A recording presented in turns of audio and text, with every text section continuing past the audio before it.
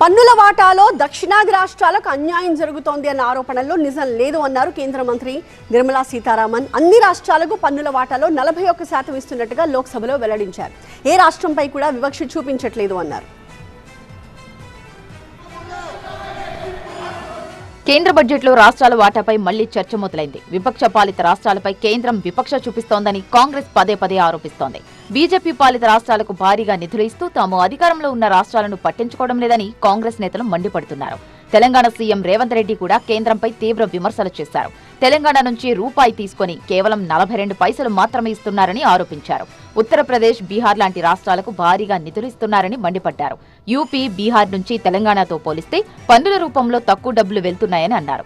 కేంద్ర మంత్రిగా పనిచేస్తున్న కిషన్ రెడ్డి గారిని, బండి సంజయ్ గారిని నేను అడుగుతున్నా, దక్షిణాది రాష్ట్రాలకు కర్ణాటక, తమిళనాడు, కేరళతో పాటు తెలంగాణకు తీరని అన్యాయం జరుగుతున్నప్పుడు మిగతా 3 రాష్ట్రాలను పక్కన పెట్టని తెలంగాణ రాష్ట్రం ₹1 చెల్లిస్తే 42 పైసలు మాత్రమే మనకు వస్తున్నప్పుడు ఏ రోజైనా మోడీ గారిని కానీ, కేంద్ర ప్రభుత్వాన్ని కానీ, ప్లానింగ్ కమిషన్ను కానీ, నీతి ఆయోగ్ను కానీ మా పట్ల వివక్ష ఉన్నది, మాకు రావాల్సిన నిధులు రావడం లేదు. ఇంకొక పక్కన బీహార్కు ₹6.06, మధ్యప్రదేశ్కు ₹2.09, ఉత్తరప్రదేశ్కు ₹2.03 మీరు అత్యధికంగా నిధులను తరలిస్తున్నారు. ఇది వివక్ష. తమిళనాడు సీఎం స్టాలిన్ కూడా కేంద్రంపై తీవ్ర స్థాయిలో విమర్శలు చేస్తున్నారు. దక్షిణాది రాష్ట్రాలపై కేంద్రం సవతి ప్రేమ చూపిస్తోందని స్టాలిన్ ఆరోపించారు. అయితే ఈ విమర్శలను లోక్సభలో తిప్పికొట్టారు కేంద్ర మంత్రి నిర్మలా సీతారామన్. కేంద్ర బడ్జెట్లో ఏ రాష్ట్రానికి అన్యాయం చేయలేదన్నారు నిర్మలా సీతారామన్. ఫైనాన్స్ కమిషన్ నిబంధనల ప్రకారం రాష్ట్రాలకు 41% పన్నుల వాటాను ఇస్తున్నట్టు తెలిపారు. గతంతో పోలిస్తే రాష్ట్రాలకు ఎక్కువ నిధులు ఇస్తున్నట్టు స్పష్టం చేశారు.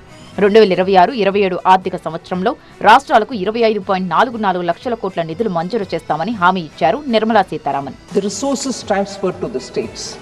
Often we are accused of not really transferring the 41% which the Finance Commission has recommended, that Government of India should give 41% of devolvable tax to the states. It's not 41%. I will assure this House through you, Madam, 41% it is that we have transferred to the states. We have not reduced any states transferred devolvable tax which has to go. And that I will also bring in the details.